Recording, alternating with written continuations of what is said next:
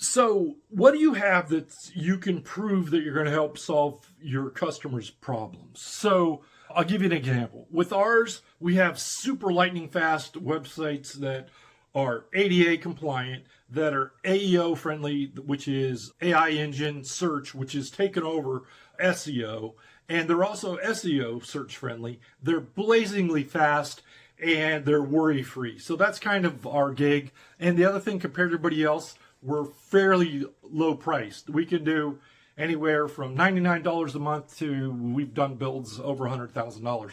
So what are you doing that solves that problem? It solves the problem when you have a good, fast website like that. You don't have to worry about getting sued for ADA. It helps bring in customers, and you don't look like crap, which is important too.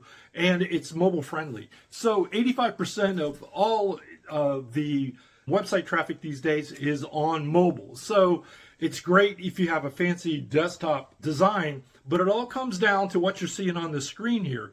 More than likely, I would bet there's at least an 80% chance that you're watching this on your mobile phone. So that's one of the things you need to consider. So it's a whole different ballgame when you're designing for mobile versus desktop.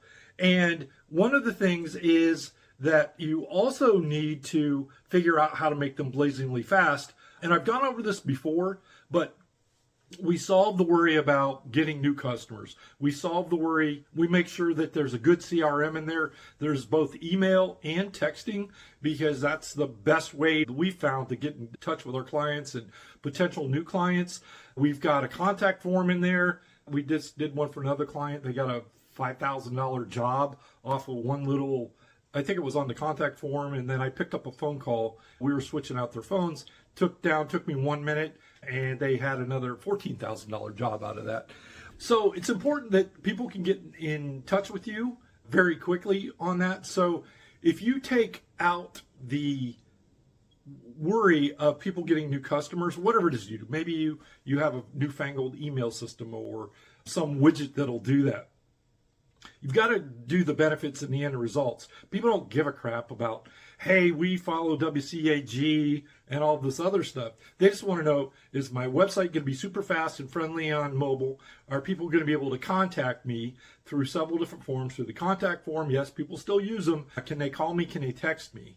And that's going to make me not worry about taking my wife and the kids on vacation, or my husband and the kids on vacation, or just me on vacation.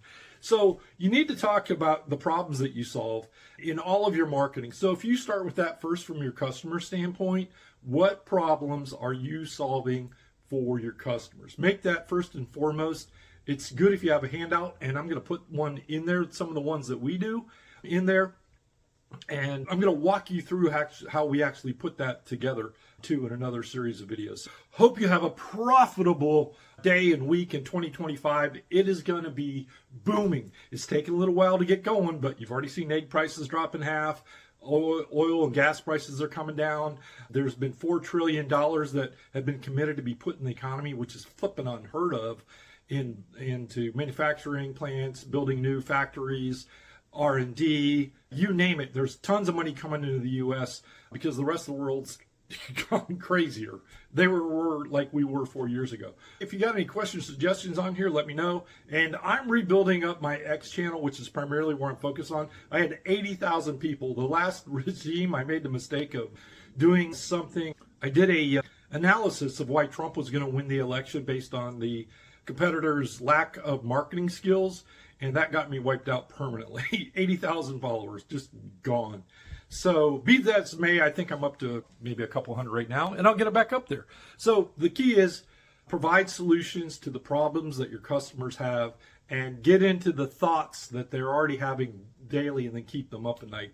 And then you want to describe the problems better than they can, and then let them know that you have the solution.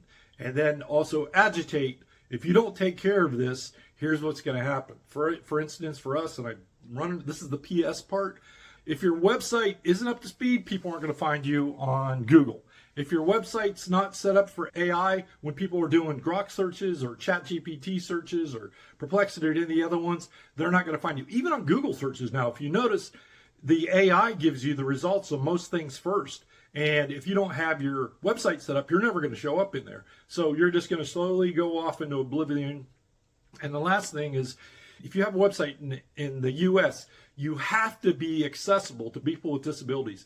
ADA fines this year are estimated to be $20 billion. That's with a B. And they go against small businesses. They go after them because they know they're not compliant, and they're going to roll over and pay dead and pay them whatever they're going to.